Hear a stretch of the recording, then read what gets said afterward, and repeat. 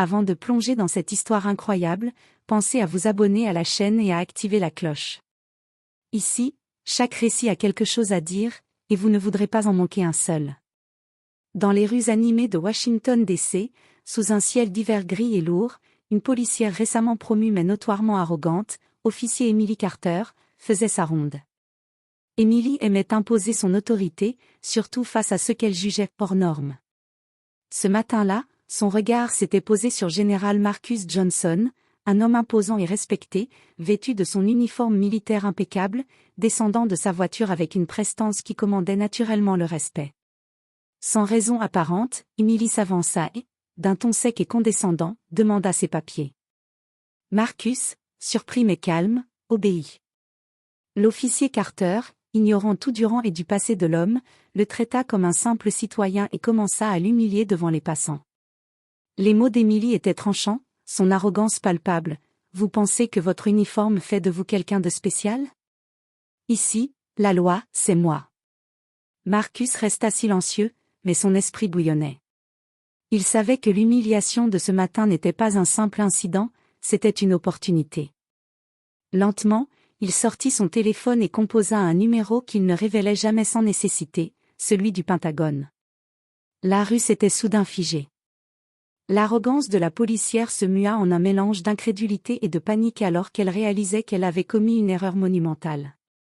Ce simple appel allait changer sa journée, et probablement sa carrière. Marcus, avec une voix calme mais ferme, annonça au central du Pentagone que sa sécurité venait d'être compromise par une force de police locale, déclenchant une série de conséquences que personne dans cette rue ne pouvait prévoir. Et ainsi, ce qui avait commencé comme une arrestation arrogante allait se transformer en leçon de respect, de pouvoir et de hiérarchie, avec des ramifications bien plus larges que l'officier Carter ne l'aurait jamais imaginé. Le soleil d'hiver peinait à percer les nuages sur Washington DC, et la circulation matinale grouillait autour du Pentagon Road. L'officier Emily Carter, 29 ans, avait le pas rapide et le regard sûr d'elle-même. Depuis sa promotion récente, elle avait acquis une réputation, celle de ne jamais se laisser intimider, et de traiter quiconque avec un certain mépris, surtout ceux qu'elle jugeait au-dessus de leur rang. Ce matin-là, elle remarqua Marcus Johnson, un homme grand, corpulent, avec un uniforme militaire impeccable et un regard qui commandait le respect. Ses médailles brillaient sous le faible soleil, et son pas était assuré, chaque mouvement calculé. Emily sourit intérieurement, encore un militaire arrogant pensant que son uniforme l'exempte de la loi. Elle s'avança, le coupant net alors qu'il descendait de sa voiture de fonction noire. « Bonjour, monsieur. Vos papiers, s'il vous plaît, dit-elle d'une voix autoritaire. Marcus la regarda, un léger sourire ironique aux lèvres. « Bien sûr, officier, dit-il calmement, en sortant son portefeuille militaire. Mais Emily ne se contenta pas de vérifier les papiers. Elle sentit la montée de son pouvoir et décida de l'humilier publiquement. « Vous pensez que votre rang vous protège? Ici, je fais respecter la loi, et personne n'est au-dessus. » Les passants commencèrent à se retourner, intrigués par la scène. Marcus, calme et posé, ne répondit rien. Mais dans son esprit, il évaluait la situation. L'arrogance d'Emily venait de franchir une ligne. Il savait que ce type de comportement devait être corrigé, subtilement mais définitivement. Il sortit son téléphone avec lenteur, comme s'il ne voulait pas alarmer Emily, mais assez rapidement pour que les faits se fassent sentir. Ses doigts composèrent le numéro du Pentagone, un contact direct qu'il réservait aux situations critiques. « Bonjour, ici le général Marcus Johnson, » dit-il avec calme. « J'ai un problème de sécurité avec un agent local. »« Oui, maintenant. » Emily sentit son sang se figer. Son sourire confiant disparut. Elle n'avait pas la moindre idée de l'homme qu'elle avait devant elle. Son arrogance venait de se heurter à une réalité bien plus grande qu'elle. Quelques minutes plus tard, des voitures officielles et des hommes en uniforme apparurent à l'angle de la rue. Emily comprit alors qu'elle avait franchi une limite qu'elle n'aurait jamais dû franchir. Son cœur battait la chamade, et la peur commençait à remplacer sa fierté. Marcus rangea son téléphone. Sa voix était posée, presque douce. « Officier Carter, je pense que nous devons revoir votre approche de la loi. » Emily balbutia, incapable de trouver une réponse. Elle venait de réaliser que son arrogance venait de lui coûter bien plus qu'une simple arrestation. Et c'est ainsi que l'erreur d'une policière arrogante allait déclencher une chaîne d'événements dont elle ne sortirait pas indemne. Quelques heures après l'incident sur Pentagon Road, Emily Carter était retournée au poste de police, encore sous le choc. Son supérieur, le capitaine Robert, l'attendait dans son bureau. L'expression sur son visage la fit frissonner, ni colère, ni reproche, juste un sérieux glacial. « Emily, dit-il lentement, nous avons reçu un appel du Pentagone ce matin. Il concerne ton intervention avec le général Marcus Johnson. » Emily pâlit. Je ne pensais pas, c'était juste une arrestation routinière, murmura-t-elle, tentant de justifier son comportement. Le capitaine secoua la tête. Tu n'as pas seulement humilié un militaire de haut rang, Emily. Tu as mis en péril la sécurité nationale. Le général Johnson a demandé une enquête immédiate sur ton comportement et celui de ton équipe. Le monde d'Emily s'écroulait. Elle avait toujours cru que son autorité sur le terrain était incontestable. Elle ne s'attendait pas à ce qu'un appel puisse retourner la situation contre elle aussi rapidement. Pendant ce temps, Marcus Johnson était retourné à ses responsabilités au Pentagone, mais il savait qu'il devait envoyer un message clair. Il rédigea un rapport détaillé sur l'incident et exigea une révision des procédures d'interaction entre la police locale et les militaires de haut rang. Il ne s'agissait pas seulement de justice personnelle, c'était une question de respect, de sécurité et de hiérarchie. De retour au poste, Emily sentit les regards des collègues se tourner vers elle avec suspicion. Chuchotement, murmure étouffé, « Tu as vraiment merdé, Carter », elle savait qu'elle venait de franchir une ligne invisible. Même son mentor, l'officier Linda Grant, qui l'avait soutenue dans sa carrière, semblait maintenant distante. L'après-midi, Emily reçut un appel de l'inspecteur en charge de l'enquête. Sa voix était ferme. « Officier Carter, vous êtes suspendu avec effet immédiat jusqu'à nouvel ordre. Une réunion avec le général Johnson sera organisée demain matin. Préparez-vous. » Le choc la frappa de plein fouet. Suspension immédiate, et face à elle, un général qui ne la laisserait pas passer l'incident sous silence. L'arrogance qui avait guidé son action s'était maintenant transformée en peur et incertitude. Ce soir-là, Emily rentra chez elle, seule et inquiète. Son appartement semblait plus petit, plus étouffant. Elle revoyait la scène, la prestance de Marcus, sa voix calme mais autoritaire, et surtout, ce téléphone qu'il avait utilisé pour appeler le Pentagone. Elle comprit qu'un simple geste pouvait inverser le rapport de force, et que sa carrière pourrait être en jeu. Pendant ce temps, Marcus, dans son bureau au Pentagone, réfléchissait déjà à la suite. Il savait que la vraie leçon n'était pas encore donnée. Emily devait comprendre l'importance du respect et des limites, et il allait s'assurer que ce serait fait, mais, avec finesse et maîtrise.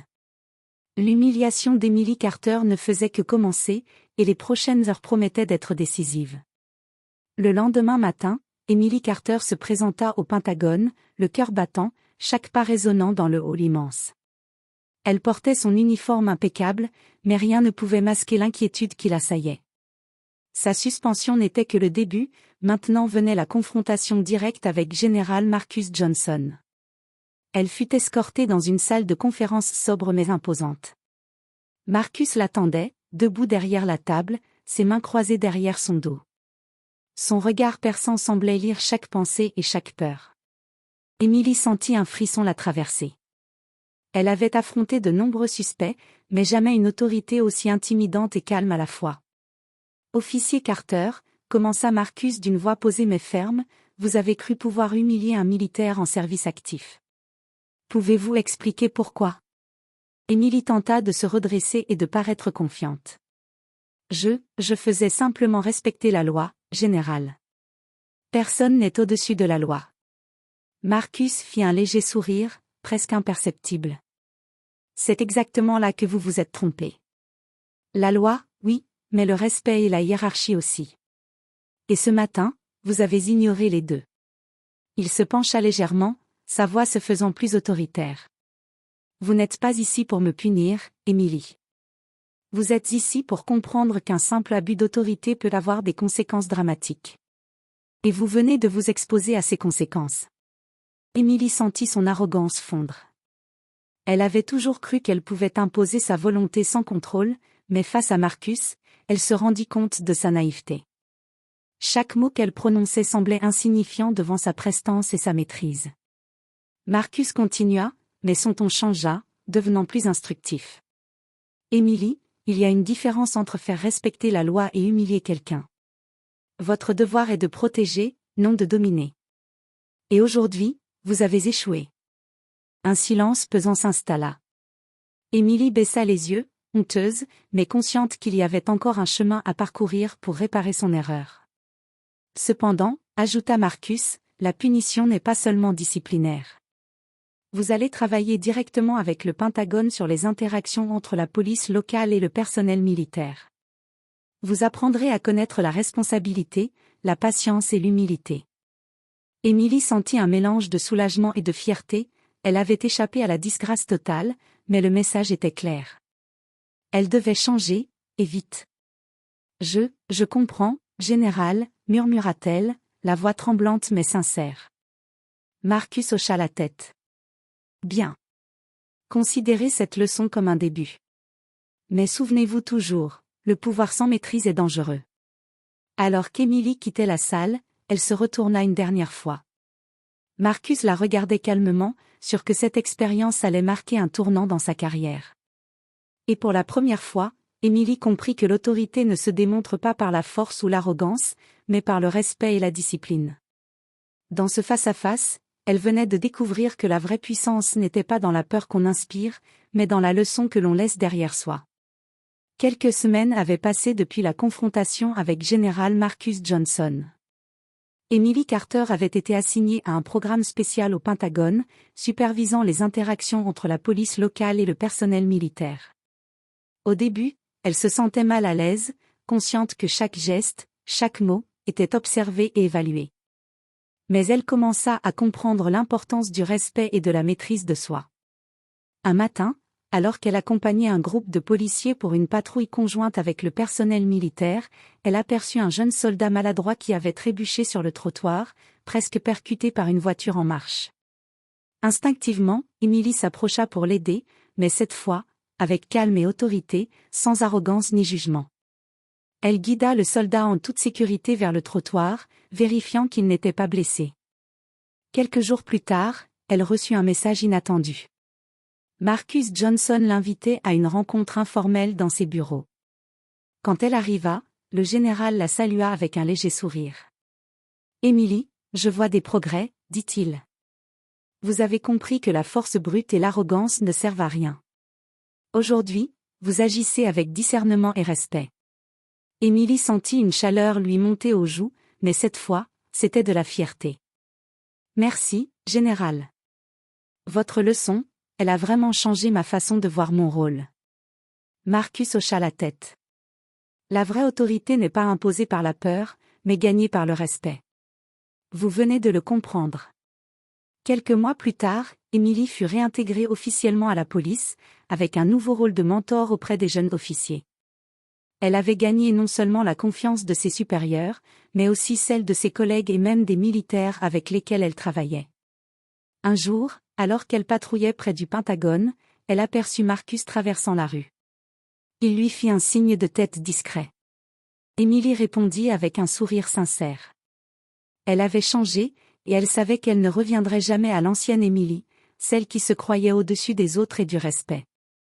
Dans cette leçon, l'arrogance avait été confrontée à la sagesse, et la peur à la maîtrise. Émilie avait appris que la véritable force n'est pas dans le pouvoir que l'on exerce, mais dans celui que l'on contrôle. Ainsi se terminait l'histoire d'une policière arrogante et d'un général déterminé, une histoire de confrontation, de leçons et de transformation, où le respect et l'humilité triomphent toujours.